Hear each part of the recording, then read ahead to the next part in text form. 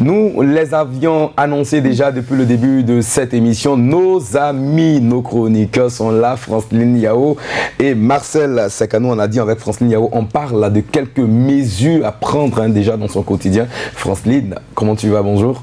Bonjour, JR. Oui, ça va très bien, merci. Et toi? Bonjour, Marcel. Merci, je sais. Et là, c'est un pays baoulé? Je demande juste. Non, c'est du wax que j'ai mis. D'accord. Voilà. Et le modèle et tout ça, qui va vraiment bien. Merci. Je suis flattée. D'accord. Bonjour, fidèles téléspectateurs de Réveil Miracle. Aujourd'hui, dans Astuces et Conseils, je vais vous donner des astuces, des mesures de sécurité à prendre au quotidien. Vous savez, on n'est pas à l'abri d'un danger et tout. Donc, il faille prendre les précautions nécessaires pour avoir la vie sauve.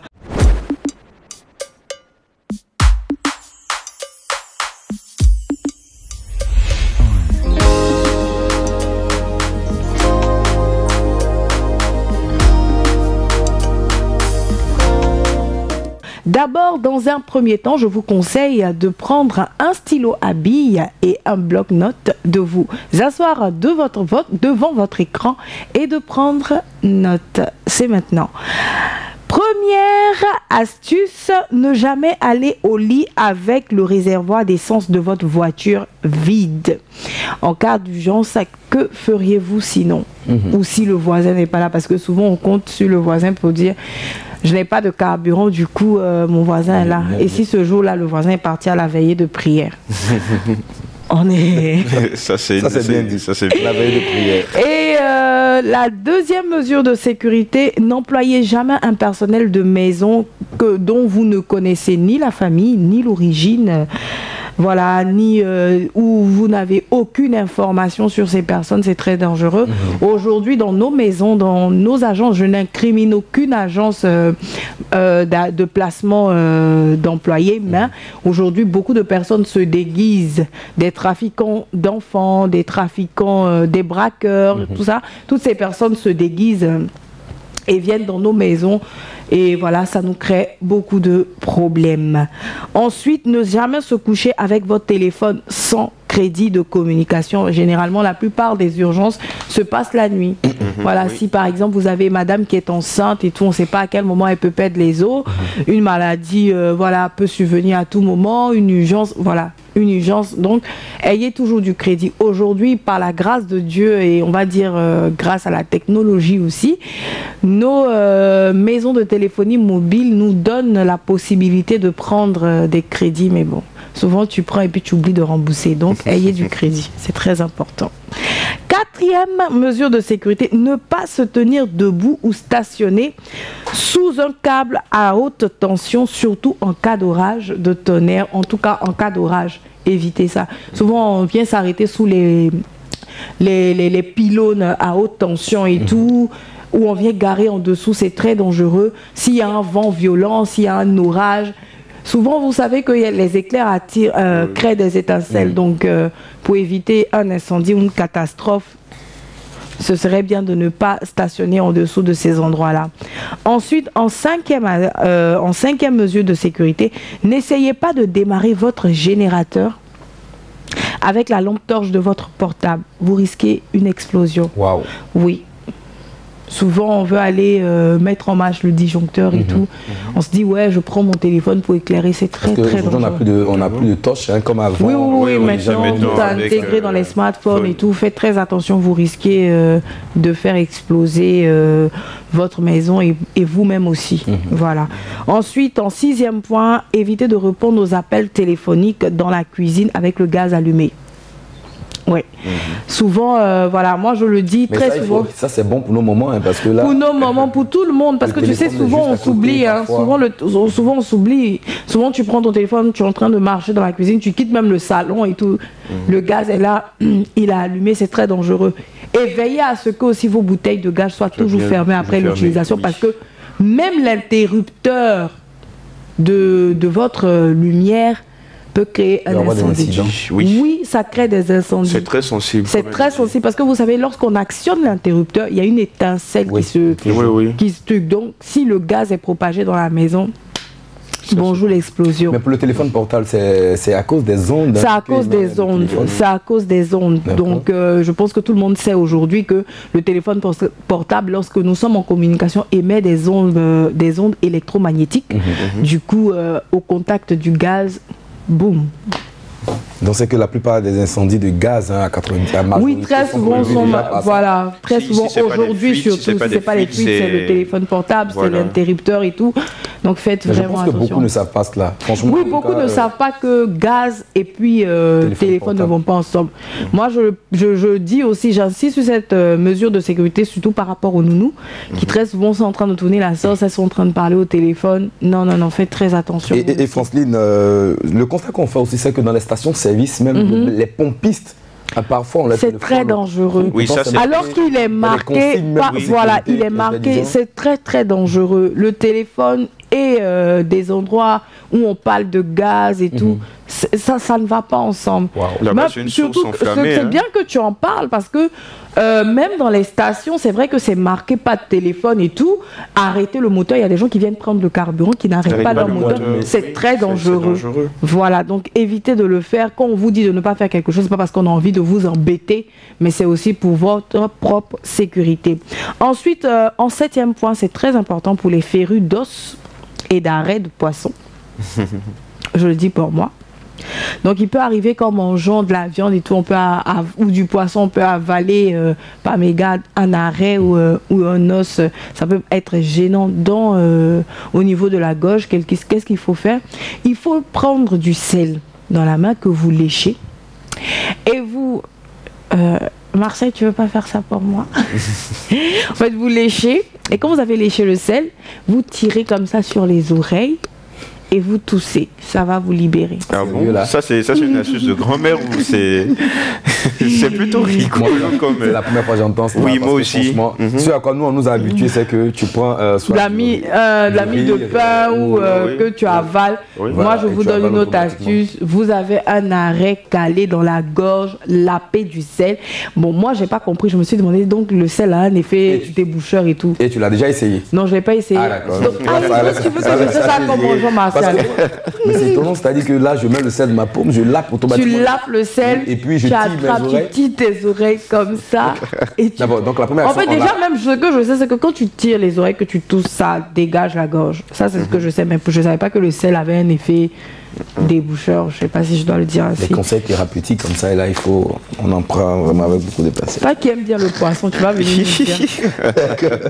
Ensuite, ne laissez jamais vos enfants seuls en voiture ou avec un animal de compagnie. On peut manquer rapidement d'air, c'est dangereux. Et puis, souvent, vous stationnez, vous dites aux enfants, non, restez dans la voiture, j'arrive tout de suite. On ne sait pas d'où le danger peut venir. Il y a tout, voilà, peut être actionné. Voilà, une voiture peut quitter quelque part là-bas. Non, évitez de laisser vos enfants en voiture. Ou encore, par exemple, vous avez le chien Milou avec qui vous allez en promenade avec les enfants. Vous dites non, restez dans la voiture avec Milou. Et puis vous montez les vitres. C'est très dangereux, surtout en cas de canicule. Parce que les enfants vont non seulement manquer d'air, mais l'air l'oxygène qu'ils vont se partager à l'intérieur sera déjà pollué avec ce que le chien va dégager. Donc, c'est pas prudent, ça se fait pas. Ensuite, fermez vos vitres si vous êtes dans un go-slow. Go-slow, c'est un embouteillage. Voilà. Donc, faites monter généralement vos vitres pour ne pas être attaqué souvent par des voleurs. Climatisation à bord du véhicule. Oui, mais même quand tu n'as pas la climatisation, tu peux monter un peu à un niveau, le vent va rentrer un peu. Ah d'accord. On n'a pas toujours eu le climatiseur dans la voiture. D'accord. Pourquoi tu fais ça?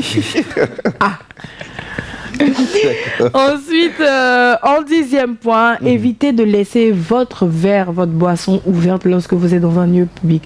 C'est-à-dire, vous êtes en train de boire un verre avec des amis et tout, et vous dites, ouais, je me lève rapidement, passer un coup de fil. Si vous revenez, je vous conseille de ne plus boire ce que vous avez laissé, si vous ne l'avez pas couvert ou si vous n'avez pas une personne de confiance à vos côtés. Voilà, beaucoup de personnes ont été empoisonnées comme ça. Voilà, on a vu beaucoup d'empoisonnements comme ça, donc évitez de le faire. Et pour finir, le dernier conseil que je rajoute moi-même, remettez tous les jours votre vie à Jésus-Christ avant de sortir de votre maison. C'est le plus important. C'est l'un des meilleurs conseils. Voilà. Déjà, remettre sa vie à Christ. On commence toujours par la dévotion matinale. Alors, Marcel, quelque chose à ajouter par rapport à ce que Francine a dit? Oui, moi, c'est plutôt le fait de tirer les oreilles avec le sel qu'il faut lécher. On parle de survie, vous riez. Non, en fait, c'est tout nouveau. C'est pas pour dire que c'est rigolo, aussi, mais... Quand j'ai découvert ça, je dis waouh. Je sais que souvent, comment je tire sur les oreilles, que je tousse, en fait, je me sens bien. Bon, je fais ça pour m'amuser, quoi. Mais après, pour le sel, je dis waouh. Le sel. Toi-même, tu es sceptique. Un petit peu. Alors moi, il y a un point de tout ce que tu as donné comme consigne qui m'a vraiment marqué, c'est celui du téléphone portable. Parce que franchement, le constat qu'on fait aujourd'hui, c'est que le téléphone est devenu un objet que tout le monde a. D'accord, on l'utilise à tout bout de champ. Parfois même, on oublie qu'il y a des ondes que le téléphone dégage. Les gens dorment avec leur téléphone à côté, c'est très dangereux. Ça, c'est vraiment dangereux. Et moi, je voudrais, pourquoi pas, qu'un jour, tu fasses une chronique dans ce sens. Oui, je compte en parler, surtout que, franchement, moi, s'il y a un truc que j'aime faire, c'est vrai que c'est pas prudent, mais j'aime pas vraiment dormir avec mon téléphone. Voilà, le téléphone doit être là-bas et moi, je suis ici et généralement, je le mets sous silence. D'accord. Voilà. Mais c'est clair que c'est pas prudent. Voilà, parce qu'on peut vous des appels et tout, mais voilà, ça se fait pas. Les ondes sont vraiment dangereuses et tout, donc on va faire une rubrique sur le téléphone portable. D'accord. Et surtout la partie, on parlait avec les bouteilles de gaz. Oui, les bouteilles de gaz. Franchement, dans nos maisons, on a des trucs qui sont vraiment dangereux, la bouteille de gaz et tout. Quand souvent vous voyez, il y a des personnes qui font à manger qui oublient de fermer le gaz. C'est très dangereux. Et il y a beaucoup de personnes aussi qui ne savent pas que le tuyau qui relie la bouteille à la gazinière doit être changé au bout de 10 ans. C'est même marqué, oui, c'est même marqué, quand vous achetez le nouveau tuyau, c'est marqué à expiration à telle date. Généralement, c'est 10 ans. Mais moi, je conseille aux gens de changer ça à partir de 5 ans. Voilà, 5 ans si vous avez. C'est pas des trucs qui sont chers par la grâce de Dieu. Donc, il faut changer 10 ans là. Une souris peut aller bouffer quelque chose là-bas. Et pour revenir un peu à la gazinière et la bouteille de gaz, il y a un constat, ça c'est une remarque que j'ai faite, c'est que certaines femmes allument déjà, elles ont tendance à enclencher déjà la bûchette d'allumettes avant d'ouvrir. Non, pardon, elles ouvrent déjà la bouteille, d'accord? Et c'est maintenant qu'elles vont chercher la bouchette d'allumettes. Très dangereux aussi. Et quand j'ai demandé à la dame, par exemple, mais pourquoi tu te permets de le faire? Elle me dit non, que le temps que le gaz n'arrive jusqu'à... Mais le gaz, il est déjà là dans le tuyau. Et en fait, une fois qu'il est ouvert, c'est terminé. Maintenant même que tu en parles, il y a un autre truc aussi. Il y a des personnes, par exemple, qui ouvrent le gaz, qui ouvrent même, qui actionnent même au niveau de la gazinière, qui se vont chercher la boîte d'allumettes chez le boutiquier. Oubliant que c'est de l'air. Franchement... C'est très très dangereux. Extrêmement dangereux. Franchement, les gens prennent beaucoup de risques parce qu'il n'y a pas beaucoup de sensibilisation aussi. Voilà, on devrait... Ils font exprès, moi je pense. Je pense parce qu'on sait que c'est très dangereux déjà. Le gaz, voilà, c'est quelque chose avec lequel il ne faut pas jouer. Ne pas laisser surtout les enfants à côté du gaz et tout. Voilà, ça, souvent il y a des trucs qui surviennent, on se demande mais comment ça a arrivé, c'est très dangereux. D'accord, merci Francine Yao. Également, tu nous parlais déjà en début d'émission de ce téléspectateur qui nous a... Ah oui, je voudrais faire un coucou à Emmanuel Blaise Bokabe Malato, depuis le Congo-Brazzaville qui nous suit. Il m'a écrit, et voilà, je vous fais un coucou, que Dieu vous bénisse et merci de suivre Réveil Miracle. D'accord. Merci également de passer l'information à vos proches afin qu'ils puissent suivre MTV+, la télé qui transforme. Par toi également, on salue tout le Congo-Brazza. Voilà, et on va faire courte transition avec ce jingle et par la suite, on retrouve Marcel Sakano.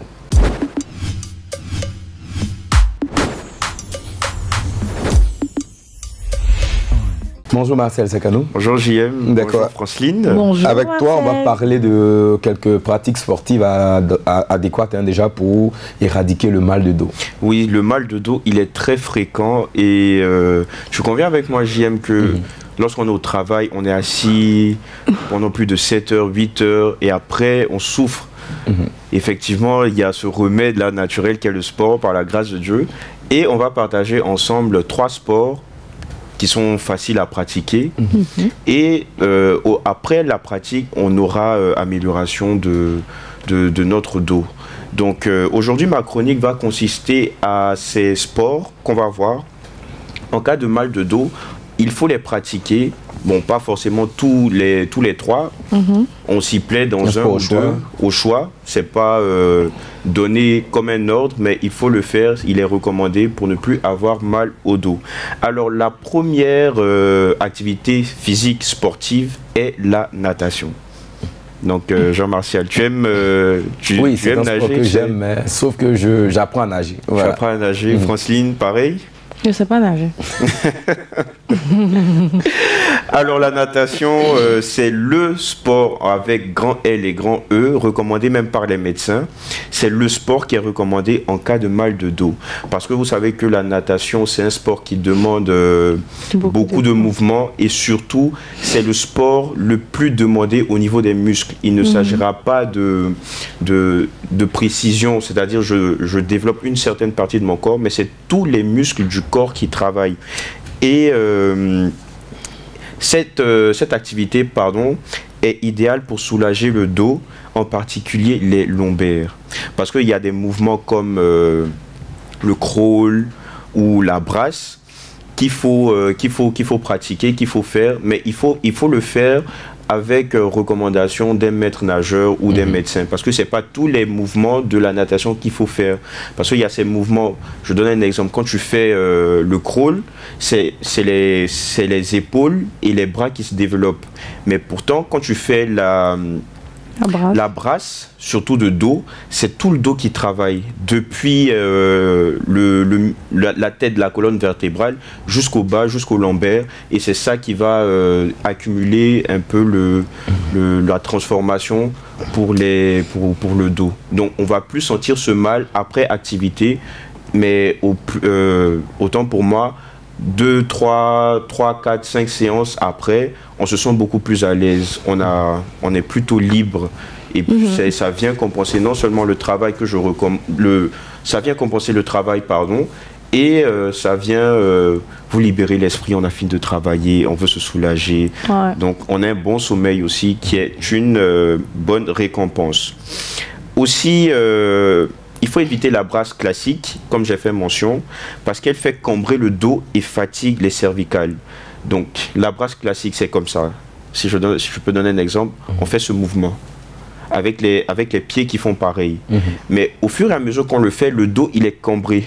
Et ça aggrave encore le mal de dos.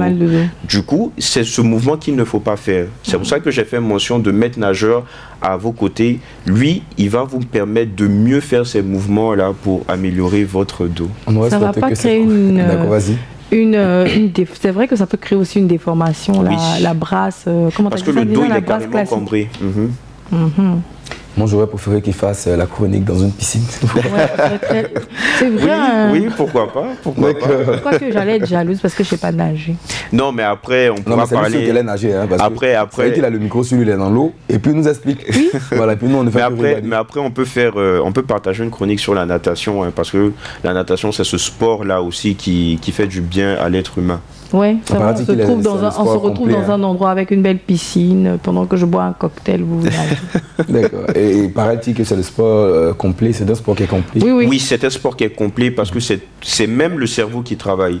Parce que la synchronisation des mouvements, tu deviens déjà partie du cerveau. Donc ça pousse à réfléchir, donc ça booste aussi l'intelligence. Franchement, Marcel, il faut vraiment que tu fasses une chronique sur la natation. Chronique sur la natation, parce que je suis en train de penser aux natations synchro, là, les dames qui... Oui. Je me pose la question toujours quand je vois ça. Je dis, mais comment ils font pour respirer en bas de l'eau là? L'apnée surtout qu'elle travaille. En deuxième activité sportive, ça tout le monde peut le faire. Enfants, adolescents, parents, troisième âge, tout le monde peut le faire. C'est la marche à pied. Voilà, parce que c'est ça, ce sport-là, beaucoup le pratiquent déjà du genre. Oui. Le 11 barré ici, ça, comme ça on l'appelle. Je précise, téléspectateurs, le 11 barré, c'est une expression pour dire qu'on utilise nos pieds comme moyen de transport, de locomotion, mais c'est le sport, si vous voulez, qui n'est pas recommandé, mais qui est naturel, qui est de base. Donc si vous ne savez pas nager, vous marchez. Tout simplement parce qu'il est conseillé aussi en cas de mal de dos. C'est pas la marche, la routine que je finis de travailler, je suis à la maison, je tourne à la maison, non. On prend le temps 1 à 2 heures et on marche. On ne fait rien d'autre que de marcher. C'est bon, pour ceux qui sont dans le domaine sportif, vont préciser de longues distances sur 2 à 3 kilomètres. Ça, c'est possible.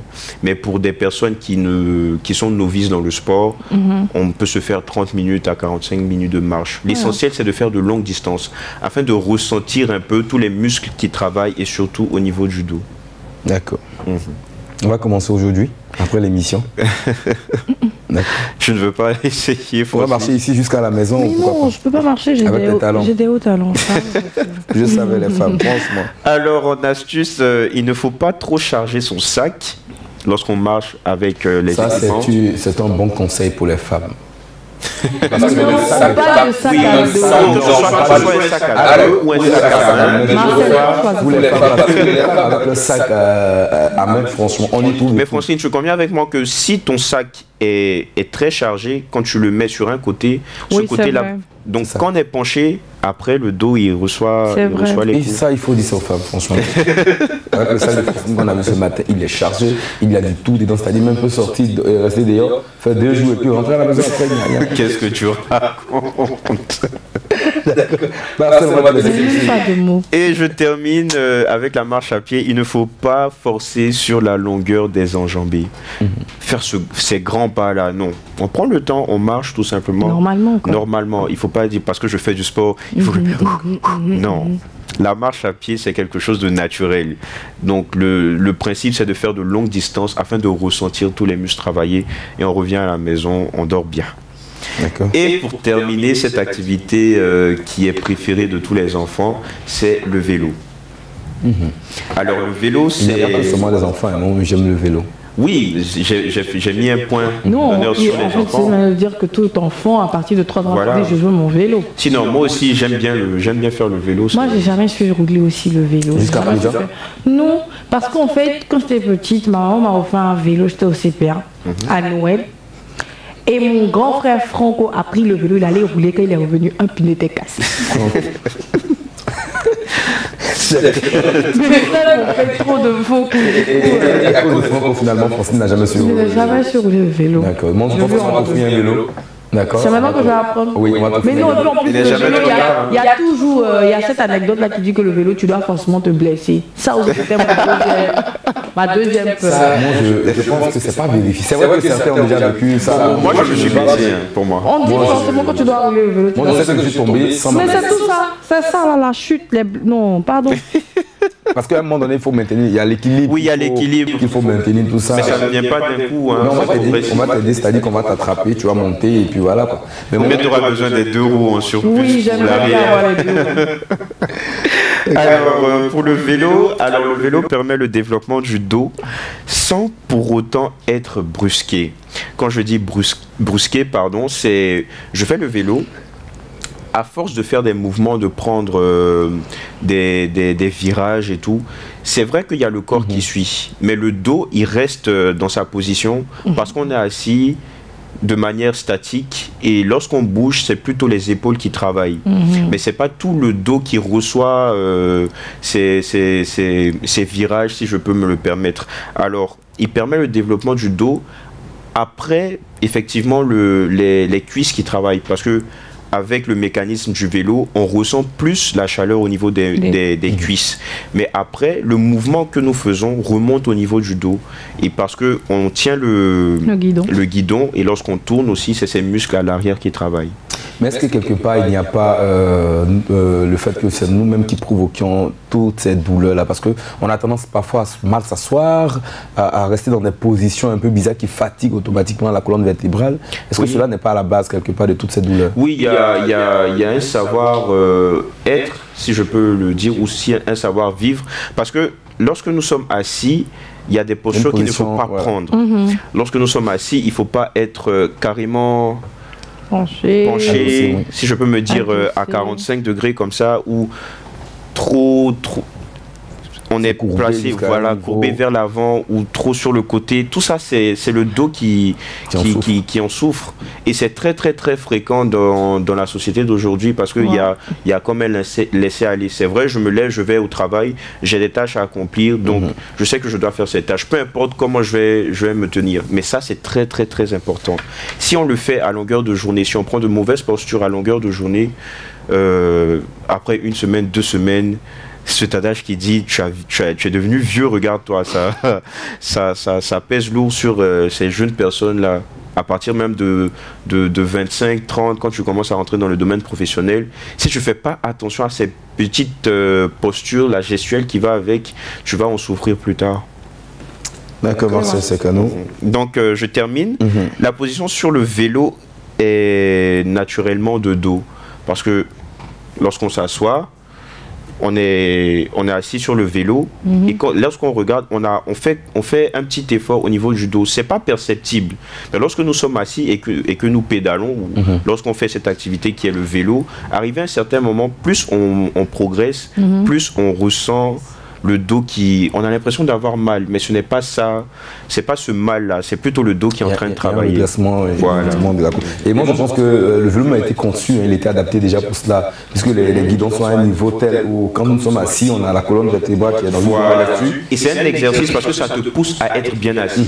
Et c'est sur le vélo que tu ressens l'équilibre, parce que si tu es penché, tu le sauras. Tu le sauras. Le vélo, voilà, donc c'est automatiquement une direction. À partir du dos, tu sais si tu es statique ou pas. C'est ça, justement.